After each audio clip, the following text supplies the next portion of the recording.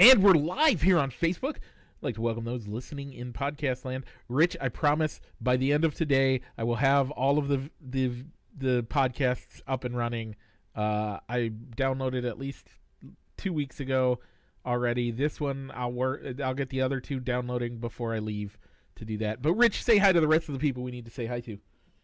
Hey, hello to everybody watching us on the YouTube and as well as on Facebook Live or listening to us in podcast land. I wasn't sure if you acknowledged them or not. I did, but it's whatever. And I think at least for me, Mike, I need to apologize for the folks that maybe watched last week's episode, because I mean I just looked out of it last week. It's all right. I look out of it most weeks.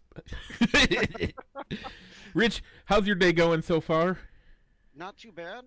Was out working in the yard before coming on air, so I got my afternoon project of having to bag everything that I cut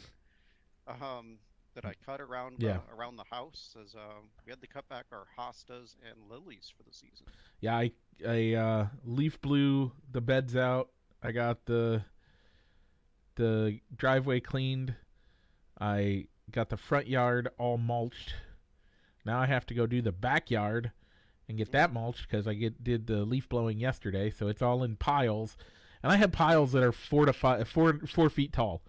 Like, I legitimately had to go dig out a pathway so Sage could get back to the backyard so she could have a place to pee, because she would not, like, the leaves would go, like, she would walk through them and you wouldn't see her except for the leaves on top rustling. That's how many leaves we have in our yard. And then I have to mulch it, and once it's mulched, then I have to bag it. So, gonna be a long day. Started that at like 8:30 this morning, and just got the front yard done so far, and not even all of the front yard. I still have the little offshoot on the side of the driveway. Exactly. The joys of having trees in your yard. They look nice in the summer, and it's beautiful, and I love it. But man, you're right. Ugh. I know. I can't stand it. But at least but they do provide some good shade, and they do look nice in the summer. You're right. Yeah. So Mike, what are we going to be talking about this week? Man, we have what Rich thought was not going to be a packed show. We have lots of debate to have today, as we're going to be talking about baseball awards. And we thought we were done with NASCAR Corner, but wait, there's more NASCAR Corner. What else do we have, Rich? We'll be talking some football, as well as giving you our opinions on the Masked Singer. Oh, yeah. All that and more. To wrap up the show. All that and more. But first, let's roll the intro.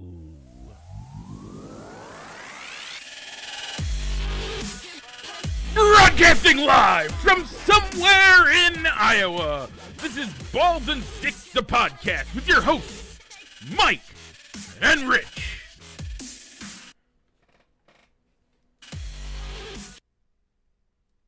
And we're back. Quick program note, Rich. I'm springing this on you right now. 1 month from now. That's how most of our things go. Yeah, 1 month from now, we are taking 2 weeks off. Okay. Well, it depends. We might only take one, but we're definitely taking Christmas week off. No show Christmas week. I love doing the show. We've done it.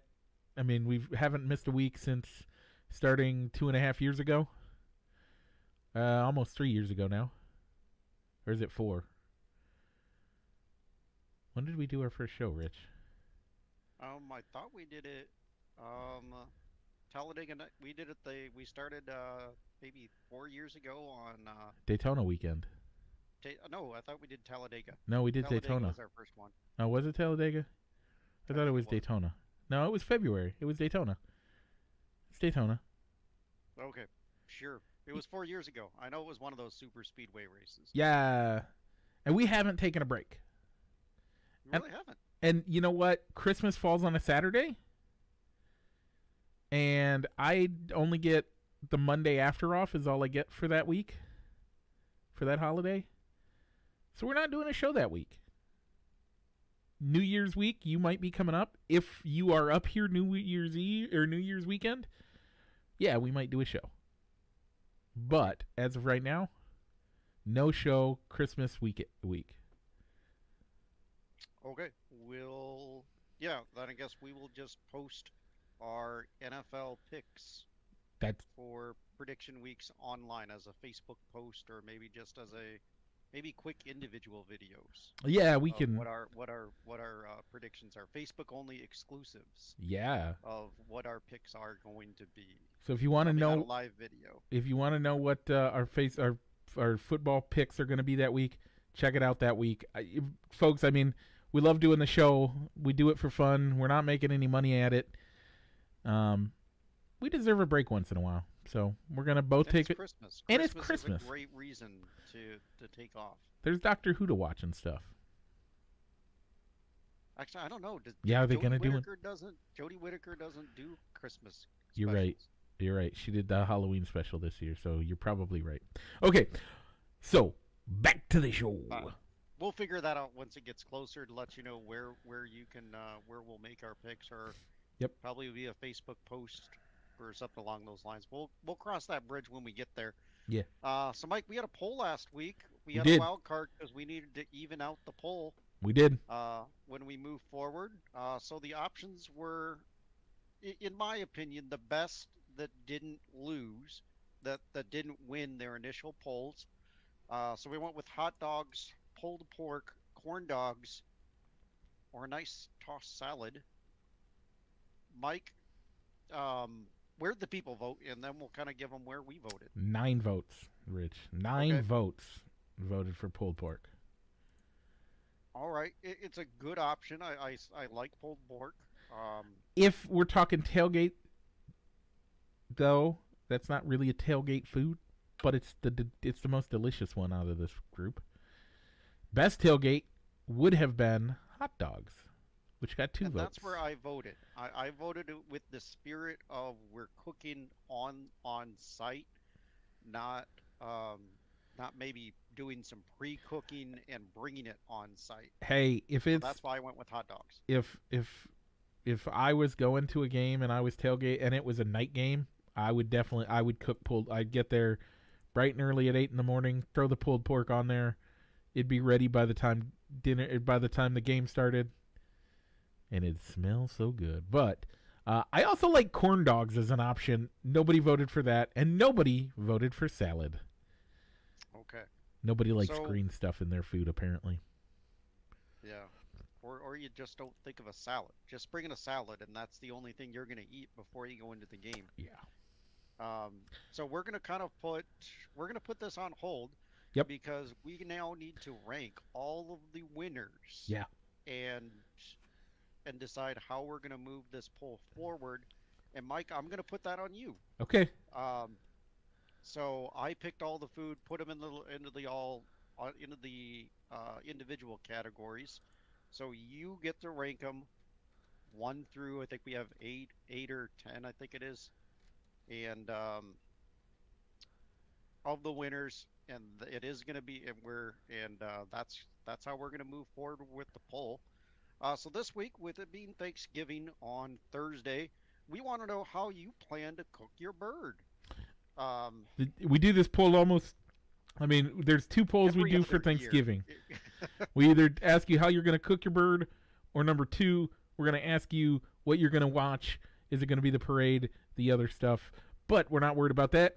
Right now, we're worried about how are you cooking your burger? Are you going to smoke it? Are you going to deep fry it? Are you going to cook it the traditional route? Or are you skipping turkey this year? Because why do we have to have turkey on Thanksgiving? Why not have something delicious like roast beef, ham, tofu? I actually do love. Prime rib. I love maybe, tofu. Maybe some prime rib or Ooh, steaks. prime rib. I don't know. I mean, I do have a prime rib roast in the freezer, but I don't think we're using it for that. If you come up 4th of July or New Year's Eve, we're gonna smoke something. We'll have some friends over. We'll make a nice night out of it. All right. we'll drink some It'll all champagne and depend stuff. on the weather and money, Mike. Yeah, yeah. Weather's going to be a big factor in that one, but money is a big factor too. I hope you guys can make it. That would be so fun. It would be great to have you guys up here again. We like having you guys up here. And we like coming. All right, Mike. So do you see what's coming up next? It's an unexpected. Left turn. Yeah, I thought we were wrapped up. I would have crashed right into the wall there because I didn't see that one coming. What's coming up after that, Rich? It's probably another left turn. I suppose, because we're qualifying for the NASCAR Corner, presented by Triple I Sports Cards Incorporated, Moline, Illinois. Check them out on their eBay store as well for all your memorabilia needs. Once again, that's Triple I Sports Cards Incorporated. Speaking of which, remind me after the show to reach out to Mike. Okay. Because we need to, I'm going to see about potentially setting up at his shop and doing a show there. Nice. Potentially. All right.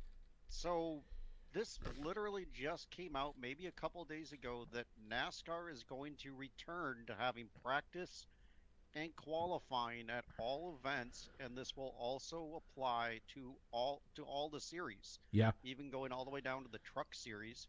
But it's going to be slightly different this year, Mike. Yeah. It's not going to be a traditional who had the fastest lap and working your way down the grid. It's going to be a little different. So yep. I guess we'll kind of just, this is the, I haven't really read into this that much prior to putting the link on into the outline today. And this, Mike, this is the first time you're hearing about it as well. But it's kind of do like they're going to have like knockouts, and they're going to turn it into a kind of almost sounds like a tournament. A tournament as well. So for the ovals, the drivers are on the NASCAR series, on the Cup series. They're going to be split into two groups, and they're going to have a 15-minute practice. I guess the top five go into a final round from each group. Go into a final round, and then it comes down to the final round as a single lap, one car, fastest qualifier earns the pole. Hey, that's not an unusual one. They have done those quite frequently, so that's a good one. In the super speedways, all cars, single car, one lap. Round one is all cars. Top 10 transfer to all cars. And it looks like it's the top 10 transferred to the final round. Yeah. And then the final round, you get a single lap, and the fastest qualifier earns the pole. Yep. And then on road courses, Charlotte Roval, COT, Indy Road Course, Road America, Sonoma, and Watkins Glen, a 20-minute warm-up practice. Technology Center. I didn't even... okay. They're going to have a 20-minute warm-up practice separated into two groups. Qualifying round one, Group A, 15 minutes. Top 5 transfer to the final round. Qualifying 2 will have the same thing. And then the qualifying round 1, Group B, do the same thing. And then finally, the 10 minutes, I think it looks like it's just fastest qualifier wins out of who's on the track. But then they have a special one. Mm-hmm. The Dirt Bristol Dirt. It's going to be 2 50-minute practices. There are going to be 4 qualifying races to determine the field and the lineup for the main race. Order based on a random draw. So it's going to be a lot like a traditional dirt track that you can go to. If you wanted to go to the Quad City Speedway out there over by your house, this is what it would look like. Maybe not 4 qualifying races. They probably only have 2 heats, maybe 3 heats, and then do a last chance. They probably do 2 heats, a last chance qualifier, and then the main event. So what that is I thought they did that. They did that with this year with the Bristol Dirt as well. Yeah, because it was such a new track for everybody. Yeah, so that'll be fun. The 2 50-minute practice sessions, those are going to just be normal practice sessions. I'm surprised. I'm wondering if these warm-up practice practices are all of the practices for the weekends, or if they're going to have other practice going 1 50-minute. Okay, Oh, so that's they're calling expanded weekends. The 1 50-minute practice, in addition to the on-track qualifying, that's huh? only going to happen at Daytona, Atlanta, Bristol Dirt, the Worldwide Technology Raceway in St. Louis, Nashville, and then the Phoenix 2. So basically the championship race. Huh? That's Those are the only tracks where there'll be an additional 50-minute practice prior uh, to the qualifying that we outlined. I don't like that. You think you think that there should be a 50-minute qualifier at every track. Rich, you have. I know this is not me bragging, but I've been to dozens of NASCAR races. Hmm. One of the best parts of the week at a NASCAR thing is hanging out. You're tailgating every day. You go to the track, you crack open a beer, you grill breakfast, then you walk into the track and they're doing they're doing practice. Somebody's doing practice. If the trucks are there, you'll get to see the trucks practice. Everybody gets practice time. Okay. It's great. You get to see cars on the track.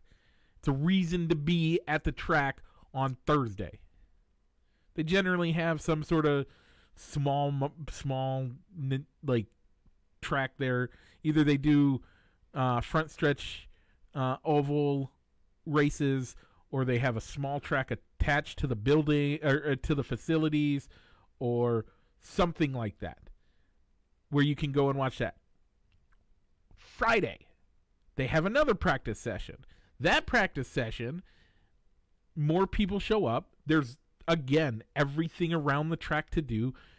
That's the whole reason. That's why you take while you're at the track from Thursday to Sunday. You have time to enjoy the area. You get to. They have all these things set out outside the track, like you can drive the latest pickup truck for Toyota in a cool course. It does weird things where your back tire is off the ground, but your front, one of your back tires is off the ground. You get to do all that stuff. You get to drive. There's a lot of them have drag races with stock cars that, again, from Toyota, Chevy, Ford, they all have something similar to that. They have simulators. Yes, you can go and do the national dip thing where you can get a can of dip to whatnot. Black Rifle Coffee shows up. All these places show up, and you get to walk around. You get to enjoy that. But if there's no practice on Thursday, why are you going to go to the track? To see the haulers unload? I don't know. Why are you going to go Friday? Maybe there's a truck race on Friday? They need to get back to the old schedule. I know it means that there's a lot more going on. But those Thursday and Friday are what make the NASCAR trip amazing. Yeah, Saturday, Sunday, getting to see the Xfinity race and then getting to see the Cup Series race. Those are why you go. But the rest of the week, the Thursday, Friday events, those are game changers. Because you don't want to get to the track, have to go through all the stuff beforehand, like that same day, and then go to a race. That's going to be hard to do, especially if you got a noon race. Mm-hmm. You got to do it. That's what Thursday and Friday are for, all those extra things. And you go to the track. If you're not going to have the track, if the track's not going to have hot laps and stuff going on, what's the point? But this is also a lot better than finding out from a random draw that, hey, this is going to be the qualifying order, and you find that out on like Friday or Saturday that so-and-so's on by standings and a random draw, a weighted random draw. Here's your Busch pole winner. Yeah, no, I like it. Like, I like this better, but I still think they need to expand the weekends to what they were. By the way, I am going to put it out there. My way too early prediction. You ready for it? Sure. Kyle Busch wins 7 races this year. And I'm going to even put it out, he's going to get the championship this year. Why? He loves qualifying.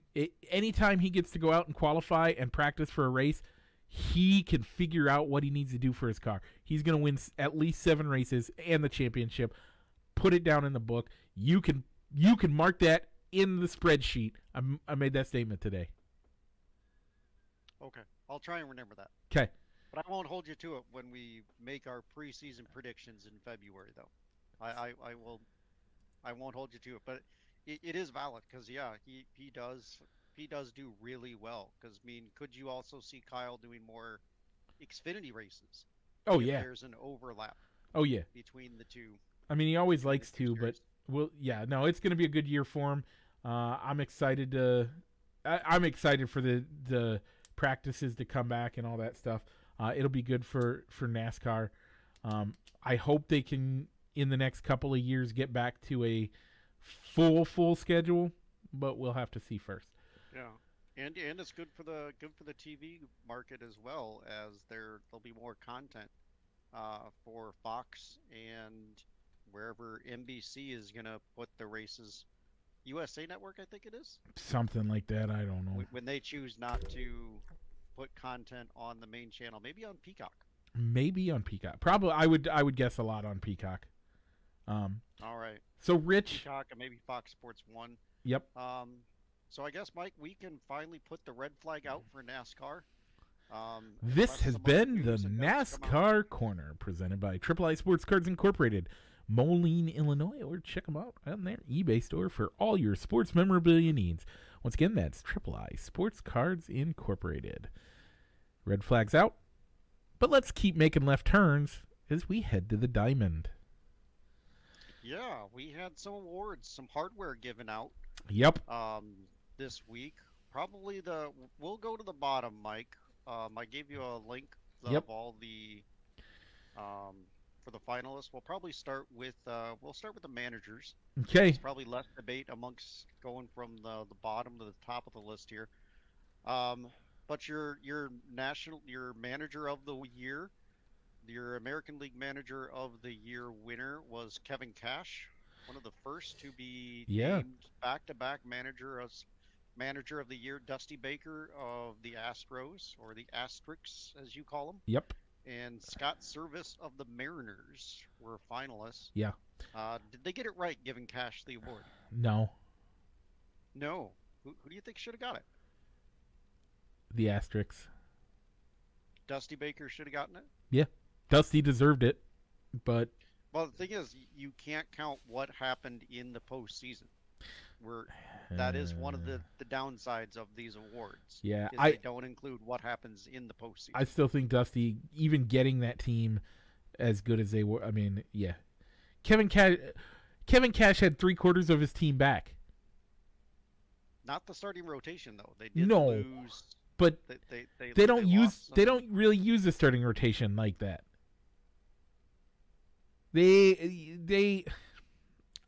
Kevin Cash had his team back. They shouldn't have done it. They shouldn't have won. Okay. Yeah, I think I would have given it the Excuse service, me. actually. Did anybody expect the Mariners to be in the playoff hunt going down into the final weekend? 8% chance of making the playoffs. 8% chance. With the projected... I mean, this is from 538, which I love 538. That's who we use that's who does our ELO standings. I don't know if I've told you that yet. No. Yeah. 538 gave them, it said their record was going to be 73 and 89. Did they blow that out of the water? Yes. It was amazing. Mariners probably, I think Dusty deserves one. I don't think Cash deserved to be. I think he deserved 3rd place in this. Okay. But all right. So your National League Manager of the year, Gabe Kapler, won the award from the Giants. I think they got that one right. As Craig Counsell and Mike Shields were the other finalists. And again, I don't even know that. I think the Counsell or Shields deserves really to be in there.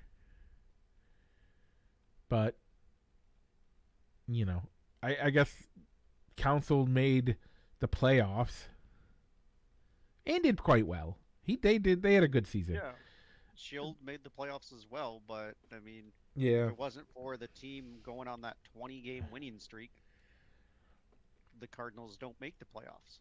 But it would have been weird. It would have been neat to see him win the award and he was fired. Yeah. Yeah. Because that the same thing happened to Joe Girardi when he won it with the Marlins, Yeah. and then the owner fired him. So, this year, the American League Rookie of the Year, your finalists were Wander Francone and Luis Garza. Luis Garcia and Randy Arozarena. Yeah, and your winner, Randy Arozarena. I think that's probably right. Yeah, Luis I Garza think maybe. made a decent effort at it, but I think Arozarena deserved it. Yeah, he played the full year with the Rays, and I was kind of surprised that they put Wander Franco into the conversation Yeah. because he wasn't even promoted into the majors until June, Yeah. and Which he had a rough start to the year too. technically To his major league career. doesn't that mean he's eligible for Rookie of the Year next year as well? I'm not sure. I think June he probably got enough votes. He Okay. probably got enough. All right, the National League. I really didn't know too much about any of these candidates, but it was Dylan Carlson of the Cardinals, Jonathan India of the Reds, and Trevor Rogers of the Marlins. Jonathan India got the award. Yeah, I think Rogers might have deserved it. He did a great job as a pitcher. I mean, you know, I don't know. I don't think it was. I don't know. I don't think any of the I didn't know as much about any of these three as I probably should have. But All right, Mike, give us the American League Cy Young. well, Garrett Cole, Lance Lynn, and Robbie Ray. And your winner is Robbie Ray of the Jays. Yeah, you can't give it to Cole every year, I guess. I think Cole had a great year. But, Robbie Ray, I mean, the Jays did great. And it's that 1-year deal. He's going to get paid this offseason. Oh, yeah. Oh, yeah. So, I'm okay with it. Okay, so keep going with the National League Cy Young. This had a really wide range of votes amongst the three people. Yeah, so you have Corbin Burns, Max Scherzer, and Zach Wheeler. I probably vote for Zach Wheeler in this one. Who do you vote for? I liked Barnes. He had a Okay. really good run early on in the year. He was hard to hit. Burns And he is kind of yeah. came out of nowhere. He came out of nowhere to really establish himself as a great pitcher for the Brew Crew. Didn't even get Well, 50%. He still won the Cy Young in the National League. I think any three of those guys totally. Scherzer is Scherzer, mhm. and any year, I mean, seeing him pitch is like watching art. And so any three of these would have been a great fit to be a Cy Young winner. And they all had years that they could have. You could make a good argument for all three of them being Cy Young winners. So, yeah, I'm not mad about that one at all. Okay. Because I'm sure there's going to be lots Yeah. discussion. We'll save the American League for last. National League MVP Bryce Harper was your winner, getting 17 of the 30 first place votes. Yep. And he went up against Juan Soto and Fernando Tatis Jr. Again, I think any three of those could have won, and I would not have been upset about it. I don't know if I would have given Tatis the award because of how much time that he missed this year. That's true. But the fact that he still led the league in home runs And was with third in stolen bases. Yeah. is amazing. Yeah. But Bryce Harper, I think, deserved it though. He had a great year this year. Okay, in the American League, you had Vlad Guerrero Jr., Shohei Ohtani, and Marcus Semien. First, who's your vote for, Rich? Because of the offensive and pitching numbers, you got to give it to Otani. But Vlad Guerrero Jr. had a great year up in Toronto and Buffalo, though. I would Great agree year. that Shohei Ohtani deserves the vote, and in fact, unanimously, he was voted the MVP of the American League. By the way, is he the greatest player we've ever seen in our lifetime? I would say yes. Seen? I have yet to see a game with Shohei Ohtani play Okay. because he plays out in LA and I don't have cable, so I don't stay up late and make it a point to maybe listen to Angels games Yeah. and because ESPN doesn't want to Rich, because of fun fact. the way, yeah. Fun Go ahead. fact. There are, I want to say something like 3,000. I mean, these are rough numbers, people. 3,000 people who have pitched 150 strikeouts in a season since the modern era. There are something like 50, and this might be a little high, who have hit more than 40 home runs in a single season. This year, the first time ever, one person has done both. His name, Shohei Ohtani. So I do have a question though, Mike. Yo, shoot. If you take away the numbers that he did as a pitcher, does he still deserve the award only looking at his offensive numbers?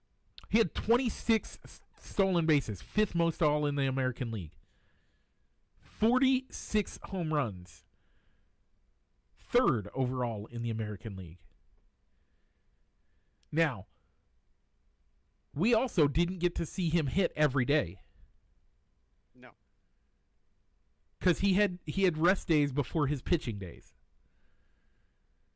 So let's take out those rest days before his pitching days. Those numbers probably go up, correct? Probably. Okay. So now he's potentially the number one home run hitter in the American League. Quite possibly, I would say. And stolen bases, let's say maybe he gets up to second or third. By the way, he probably could have gotten a Gold Glove as a fielder as well. I don't know about the Gold Glove. If he's playing, I don't know about the Gold Glove. Time out. Listen to me. I'm not saying he deserved it this year, because again, he didn't spend as much time out there. But if he's playing every day, the player that he is, you're telling me he probably doesn't end up working hard enough and being able to get a Golden Glove out of that?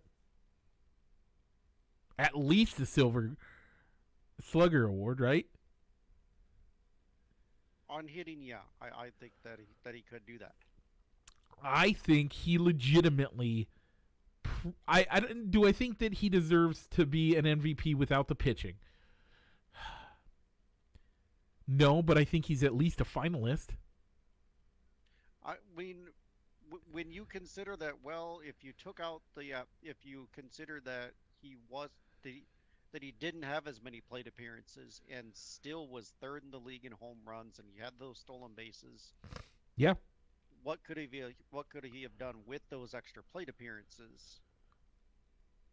Yeah. I mean, what about the fact that he do have a little bit more of an argument, does it? So yeah, I'm fully behind Shohei winning the MVP. But what would it have looked like if you had a Triple Crown winner in Guerrero and he was second in the MVP voting? I mean, he was tied for last in the MVP voting. Yeah. He got 0 votes because Shohei Ohtani... First place votes. Okay, but he still got 0 votes for first place because Shohei Ohtani's year was that amazing. It was. Was it the greatest season in Major League Baseball ever? Period. That I'm unsure of because I didn't take a very close look at that. Okay. So I can't give you a clear clear answer, but he is a generational talent. A generational talent. Well, it'll be interesting to see if he can keep it up over the long haul of his career. Yeah. Yeah, and that is the big question. Does he do this next year? And if he does, how many seasons of this? And you can never expect a guy to play like this every year. But how many seasons of this caliber, we'll even say caliber, of play before you think he's the greatest of all time? I don't know. I mean, for me, it's hard to say greatest of all time when he's only, on his third or fourth year in the majors, and his first two were very injury-plagued. And you know what? By the way, we forgot to mention that he did spend like a month out of pitching because of his elbow, wasn't it? Yeah, I think it was. Then they turned him just into a designated hitter. And it wasn't even every day the designated hitter. It was like for the first 2 weeks, he didn't do anything. He was on the 10-day disabled list. Sorry. Injured list. Sorry, we're not supposed to say disabled list anymore. He was on the 10-day IR. Right? Yeah. 10-day IR, and he didn't do anything. Then he played maybe half of the games as a designated hitter. By the way, if he was a position player, would they have been worried about it? Would they even have put him on the disabled list? Sorry. I don't know. I'm old school. It's hard for me to get out of that. Very few people listen to the show that would be offended that we use disabled list instead of injured list anyway. But if it was like, would they have even thought about it? Because that elbow injury only mattered because of his pitching, which is why he ended up designated hitting as much as he did. I'd like to know where would you play him as a fielder? Do you put him out in the outfield and hope for the best? The hard part again, and this is the hard part with Shohei. You don't know. You can't. It's so hard to say right now where you would play him because he's so good at pitching that the rest doesn't stack up. Like where to put him, you don't know. So, but yeah, a great player, a generational season. As you don't see two-way players. I don't think we will see two-way players because so much of the baseball development in America, in America or in Latin America, I don't centered around art. Are you a pitcher or are you a fielder? Yeah, I don't think we'll ever see this in America. We'll never see another homegrown American two-way player. I mean, you'll have outliners, maybe like the Brandon McKay in Tampa or Michael Lorenzen, who are pitchers that just happen to be good at hitting, but not onto the caliber. Talent of Shohei to where you actually consider penciling them into the lineup every day that you can. We were excited. Their bat is that good. We were excited when Zombrano had a 250 batting average. He had something like a 250 batting average, and everybody thought, "Man, this guy's awesome." And then the year that Arrieta went crazy and he had like a 200 batting average. He was right at that Mendoza line type stuff. But we thought, man, this is a great hitting pitcher. And then this guy comes along. And then Shohei Ohtani comes along. We haven't seen baseball has not seen this since Babe Ruth's early days. When he was pitching for Boston. Yeah. And then he got to New York, and they said, "No, your bat's too valuable. Yeah, We can't afford to have you out of the lineup on the days that you need the rest before you have the pitching in." yeah. And they didn't rest as much back then, but they still No. would have. They still told him, no, we need you. We need you in the field. We need you to we need you to be an everyday player. But again, how long before Shohei can prove that he's better than Babe was? By the way, the baseball gods are getting ready to smite me down because I made that statement. Bring it, MLB old school guys. I'm an old school guy. Hmm. Back off. Shohei is better. Right now, I would have to look at, I mean, the number of years, maybe when Shohei has reached and played the same amount of time that Babe Ruth did with the Boston Red Sox as a pitcher and an outfielder, that's when you can compare Shohei's numbers to Babe Ruth's numbers when they were both two-way players. The one, But once, the but one. you can stop. You can draw the line at where you can stop comparing him to Babe Ruth when Babe Ruth stopped pitching on a regular basis. By the way, here's the other thing about Babe Ruth that we all forget. At the time, home runs weren't a thing, weren't as big of a thing. Yeah, we all think about, oh, he was hitting more home runs in a single season than most teams did at the time. That's an accurate statement. But in order to do that now, you have to basically hit a home run at every at bat. Nobody will be able to do that again in baseball. That's why Babe gets so conflated and is in everybody thinking he's the greatest of all time. Okay, you done with the baseball talk? Yes, sir. You So agree let's that go into Shohei the gridiron. Ohtani is the greatest of all time? No, not greatest of all time yet. Okay. Not greatest of all time yet. Yet. I mean, baseball is forever going to be constantly changing, constantly. Yeah. There's going to be new players, new ways to play the game. Where it's really hard for me to say he's the greatest of all time or he's the greatest of all time because you can go back generations and say and point to this guy Yeah. like Ted Williams or Babe Ruth, Willie Mays, We'll and never. say he was the greatest of all time. Another point, by the way, we will never see another guy hit 400 for a single season. No, Tony Gwynn came close. Tony Gwynn was the last guy that came close, but we'll never see that again. No. Speaking of Ted Williams. Hmm. So, okay, Or even Lou Gehrig, but yeah, let's head very over hard. to the gridiron. And we have, for only the second time this year, someone not named Mike or Rich won the pick'em. And that goes a shout out to JR at Midget Nation. Nice. Won the week with 8. I came in second with 7. Rich, you had a rough week.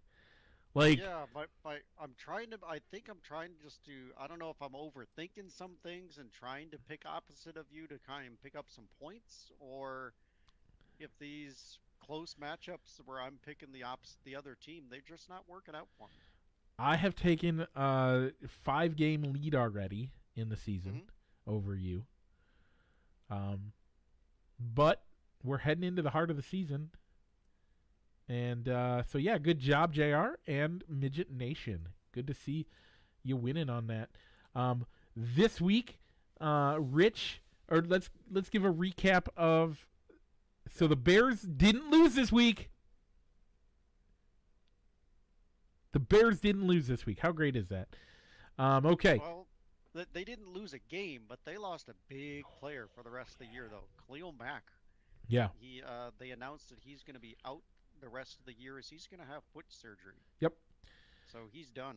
So, Rich, That's going to make it really of hard. the week, you had Tampa Bay beating the Washington football team. Rough That day didn't work for out. you. That did As not the work Bucks out. lost 19-29. The Washington football team won. You did not get your lock of the week. Nope. Rich, how'd I do? Mike, you picked the Cowboys over the Falcons, and you you got that one way right, as it was a 43-3 win for the boys. Yeah, So that's you a. improved to 8-2. And you dropped to 8-2. I did. All right. So the upset special, I said the Raiders were going to go in and beat the Chiefs. That didn't happen, as it was as the Chiefs won 41-14, dropping my record to 4-3 on the upsets. Mike, you went with a close matchup, but technically it was an upset, as the when we went on air on Saturday, the good folks over at Yahoo had the Browns favored, and they lost big time, Yeah. 45-7. The Patriots beating them, and you're at 500 for the upsets. Yeah. Rich, Thursday night football, we both took the Patriots. Man, it's a good thing. They won 26-0 over the Falcons, getting 3 interceptions From three different quarterbacks. from 3 different quarterbacks. By the way, all 4 quarterbacks in that game threw an interception, as McCorkle Jones also threw an interception. Patriots won. So we're at 8-2 on Thursday night football. Wow. Doing well on that. This week, the Bears play the Ravens. Rich, I might change my tune this week. I think the Bears have a chance. I think they do too. I went. You gave them a loss when we went through the schedule before the season started. I gave them a win. Yeah. So I'm gonna stick with it. I mean, the Ravens going down to Miami last week kind of opened my eyes that, well, maybe it wasn't such a far-fetched idea that the Bears could beat the Ravens. So I'm gonna stick with it. I think I agree. By the way, we forgot a story about last week while we were doing the recap of last week, but I'll give the Bears my reasoning behind the Bears. The Ravens don't look like the Ravens. And maybe they come back this week and they think they get hot because they're angry about how last week went. Mhm. And they beat the Bears. But Yeah, for me, what the Bears should be doing with this game is they should be taking a long, hard look at the Ravens offensive coordinator, Greg Roman, ooh, yeah. as a possible head coaching candidate. Yeah. I mean, ever since Lamar Jackson came into this league, the Ravens put their trust in Roman to come up with game plans and build an offensive system around Lamar Jackson's skill set. Yep. Yep. And quite frankly, Matt Nagy has not been able to do that with Justin Fields. It seems like he wants to put Justin Fields into his system instead of building a system And he didn't do that. around Justin Fields. He didn't do that with Mitch Trubisky either. No, no, he didn't. So I totally agree. I totally agree. Take a long, hard look at Greg Roman as a head coaching candidate. I like that call. I hope he gets an interview. I think he gets an interview. I hope he gets the job. But we forgot to talk about this. The Lions did not lose last week. They did not. They got a tie. Although watching like the overtime of the bonus coverage, because that's how Yeah. that got bonus coverage on Fox. It didn't look like either team really wanted to win that game No. or deserved to win that game. So I'm glad it was a tie. Yeah, definitely deserved a tie. But the Lions are not gonna lose every game this year. They're not. They're So not they going to will be the not first team to 18 go and 0 0. 17. 17 and 0, yeah. Okay. This week's lock of the week. It is an odd week. That means it's my week to pick. I'm picking the Buccaneers over the Giants. The Bucs had a rough week last week. This week they bounce back and they show everybody who's in charge. They're going to win. Yes, Tom Brady has the difficult time against the Giants. Not with this team though. Okay. I like it, but seeing what the Buccaneers did to me yesterday, that would if you hadn't picked this matchup, this wasn't going to be the matchup I was going to go with. I realized when I looked through all of the locks that I've picked all year, I've not picked on the Lions yet. So I'm going to do it this week, and I'm gonna say the Browns get the win against the Lions. They get Nick Chubb back from COVID, so I think they're gonna be leaning heavy on the run this week, Yep. and they're gonna bounce back and get a win. Upset special. The Saints are technically an underdog against the Eagles. Let's see them Saints win this week. I like that. I'm gonna go with probably more of a push matchup as well, as it's kind of close within the percentages, and I'm gonna say the Cowboys get a win over the Chiefs. I like that one as well. Thanksgiving is next week, which means we have 3 Thursday night games to pick. The Bears and the Lions. Rich, who you got? I'm gonna go with the Bears. Dallas versus. I agree. By the way, sorry. Okay. I agree. Good. Dallas versus Vegas. I'm picking Dallas. Yeah, I gotta go with Dallas. I think the game's gonna be a lot closer than people think though. And finally, the Buffalo Bills heading down to New Orleans. What do you think's going to happen there, Rich? Can I have you look something up because you have more screens than I do? Sure. Who has had? Only because this just came to me. Is it seeming like the New Orleans Saints are getting the Thursday night, getting the Thanksgiving game more often than most people for the third game? I'm gonna give it to the Buffalo Bills, but I think out of the 3 games, this is gonna be the most competitive of the 3. It just seems to me like New Orleans has gotten a lot of Thanksgiving games lately. Maybe I'm wrong. I'm taking a look.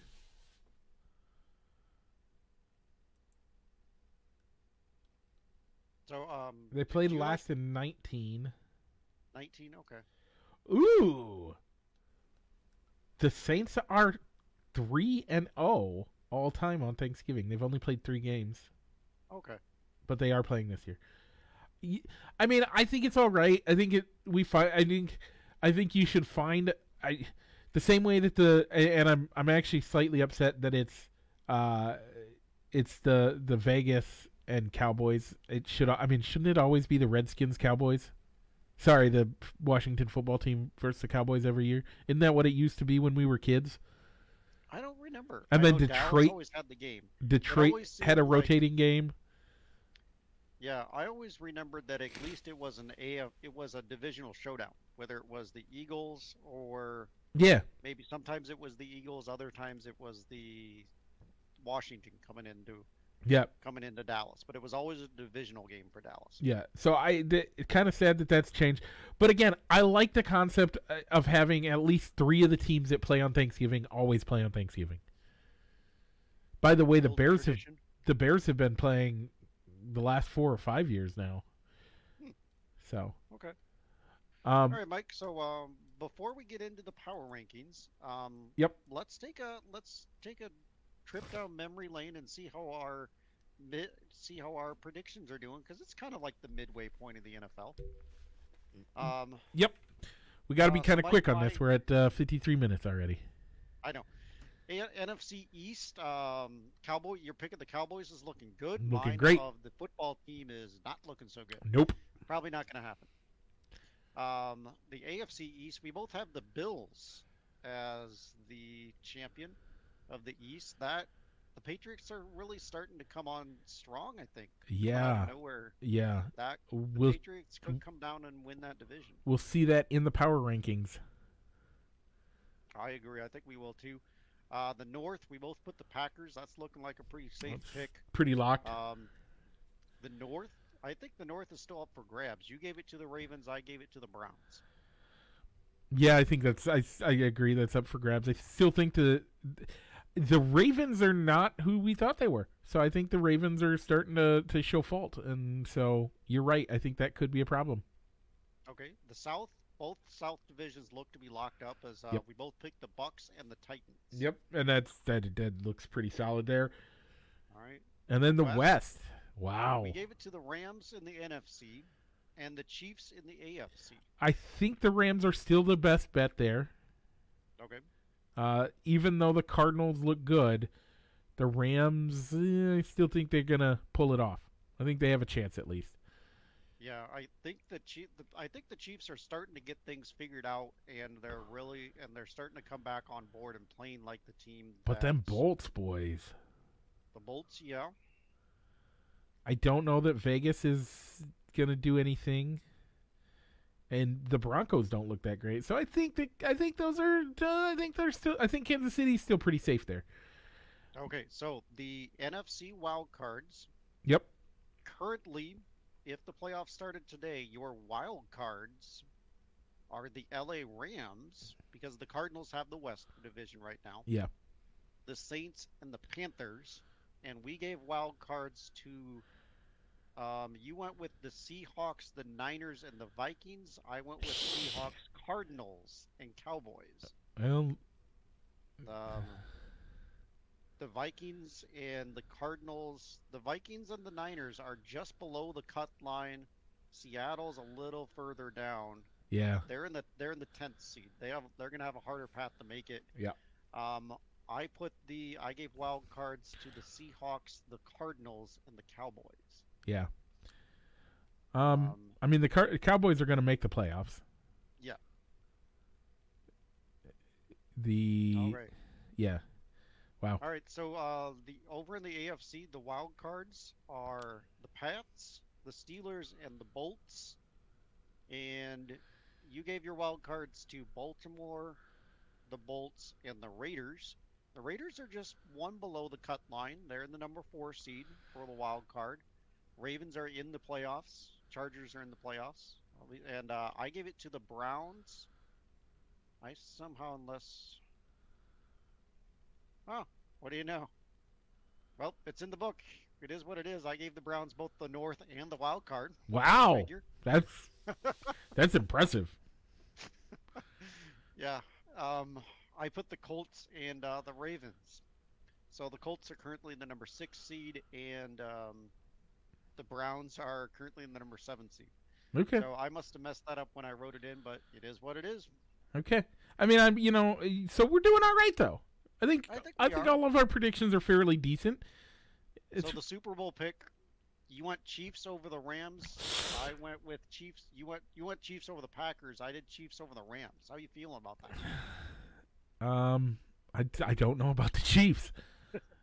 Like I came into this year thinking the Chiefs gonna gonna win this year, and yeah, I'm not even sure they're gonna make the AFL the AFC championship game. Yeah, I think it could come down to the Titans versus the Bills, and there's even a rumor out there that Derrick Henry could be back for the playoffs. Scary. If that happens, watch out for them Titans. Okay, real quick, let's go through the power rankings, Rich. And something got screwed up in our power rankings, so we're going to have to not pay attention to the actual power rankings or ELO apparently this week. We're just going to give you our eye tests. Okay. So, Rich, number 1, Tampa Bay Buccaneers. You went with the Buccaneers at number 1. Wait, no, that's screwed up. Why is that so screwed up? Okay. This is your eye test, Mike. Your eye test. Um.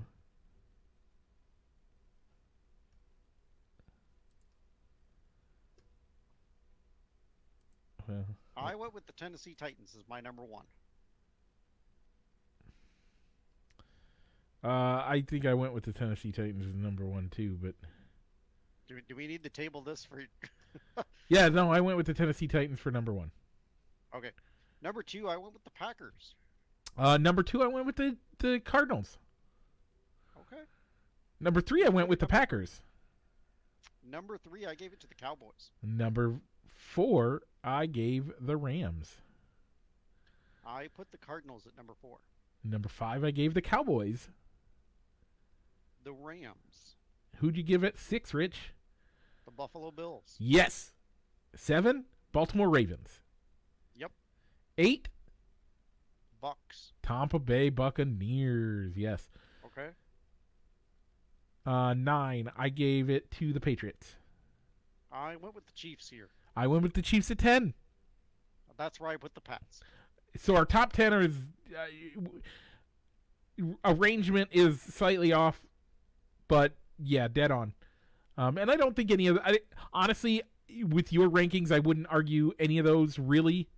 I think it's just slightly different of opinion is what I feel like on that. I don't even think I think the teams themselves are fairly evenly matched in all of those positions that we put them.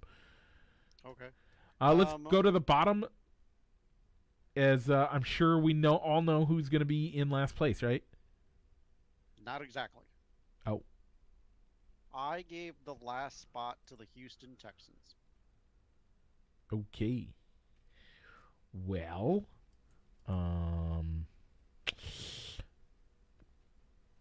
Detroit didn't move up too far, though. Don't worry, Mike. Detroit didn't move up too far. Detroit at last place.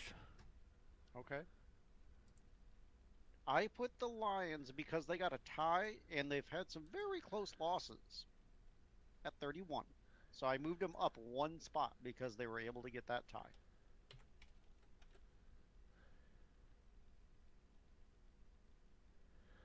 Okay. Who did you put at 31, Mike?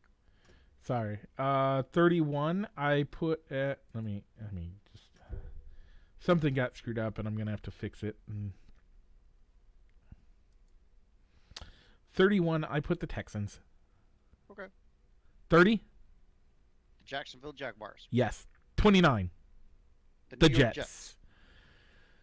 28 I have the Washington formerly Redskins currently football team. I went with the Giants here. Okay, I went with the Giants at 27. That's where I put the football team. Miami at 26. Yep. And the Bears at number 25. Thank you for saying that. I didn't want to do it. That hurts.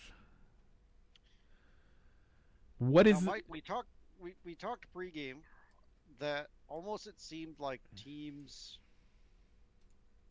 for me, teams like 11 through 15 were really hard to put them in any sort of order because they're all sort of playing the same way. Yeah, like they don't want to win. I mean, maybe that they don't want to win, but they're mediocre. They're mediocre. They've had some good victories, but they've also had some bad losses. The teams that they should have beaten. And then on the flip side, it's really hard to go. Probably it's even harder to rank teams that are 16 through 24 as well. Yeah, no, I totally agree.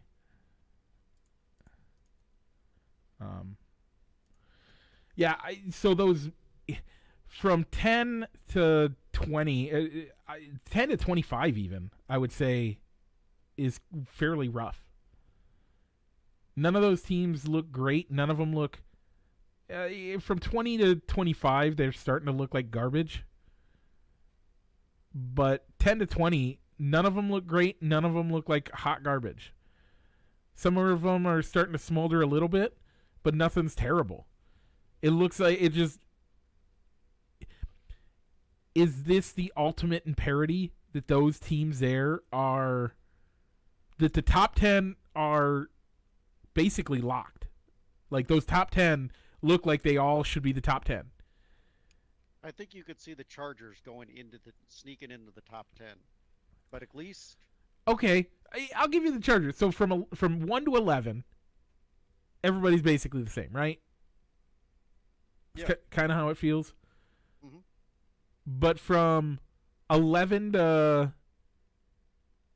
from 12 to 20, I would even say 22, those teams are all the same. Order. Yeah, you could put those in any order, and you probably wouldn't be wrong. Yeah, take the names, throw them in a hat, draw them out from... And you probably would be... Nobody would argue with you that much. Because they're all playing about the same football right now. Yeah, that's good for individual games. Is it good for the NFL? Is that level of parity where these teams they're okay? They're not great. We only have a few great teams, and then we only have a few terrible teams. But overall, and yet there's cries that the NFL wants to expand. Yeah. How are you going to fill out the rosters of the expansion teams if you go up to 34 teams or 36 teams or 40 teams down the road? Yeah, we'll table some of that discussion because there's a lot to deal with in that expansion talk and lawsuits even being talked about. We'll talk about that maybe next week. But first, are you done? Spoiler alert! Spoiler alert! Spoiler alert! We're going to talk about Masked Singer. We'll keep that other one, the other baseball comment. We'll work on that next week. Okay. Spoiler alert. If you don't want to hear about the Masked Singer, go away now. Please. I mean, we love you. You can come back later. You can come back next week and talk to us. But we're going to talk Masked Singer. If you don't want to hear spoilers, now's the time to turn off the podcast. Listen to it after you watch the show. Rich, what did you think? The right people. Well, I think it was tough. I think any one of these tough. four could have gone on, and I would not have been upset. Knowing who they are, they were the right people to go home. I don't even know that. I disagree with that concept 100%. If you are good enough, if your voice is good enough, you should get to go through. Why does it matter if you're not a trained professional singer? I mean, honestly, the Joker, Johnny Rotten, a professional singer. Do you think he was any better than either of the two that went home this week? No. Okay. So if you're saying that because they weren't professional singers and who they were, they deserve to go home, that would say that technically Johnny Rotten deserves to stay on longer than them. Okay. I will give you that one. But I mean, comparing them from Group B, by all means, I would not have been upset if one of the two people that went home, the Mallard or the Caterpillar, stayed, and one of the other ones went home. Yeah, no, I totally agree. I think the Mallard was the weakest performer this week, but he still did great. He still did great. Yeah. I think he did better. He rebounded from his previous performance. Oh yeah. Where he did a country song because that's what they were expecting him to do. Yeah. So he gave them what they wanted. He rebounded and did well and did better and improved on his performance from last week. So the Mallard was Willie Robinson from Duck Commander or Duck Dynasty fame. By the way, looks totally weird with that short hair and a beard trimmed up as much as it is. Mm-hmm. Looked totally weird, but that's besides the point. I liked him. Some of the clues make sense for him. His clues make way more sense. His character being the Mallard, 100% made sense. Mm-hmm. Now, I loved it. I think he did great. I was surprised at how good he was, and I think he deserved every bit of it. Let's move. Then the Caterpillar, Bobby Bark. Never heard of the guy. Neither have I. I've never watched Queer Eye for the Straight Guy. Not because I have an objection with it. I just don't watch makeover shows. Yeah. I mean, and he had a great. I almost thought that he had the best performance of the night. I think he did great. I honestly, I didn't care. I don't care. I mean, with the shows, I think bad way of determining who goes home who was your favorite performance of the night, not who do you think should go home or who had the weakest performance. Yeah. I voted in my informal way, I voted for the Caterpillar as my favorite performance from that night.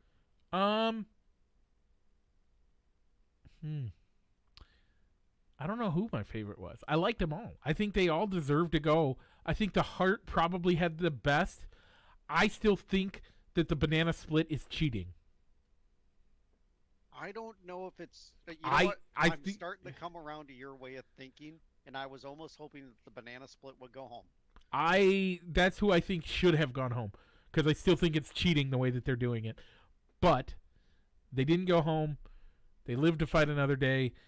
I don't see them making it through the finale. I mean, the Hart, as good as she was, wow.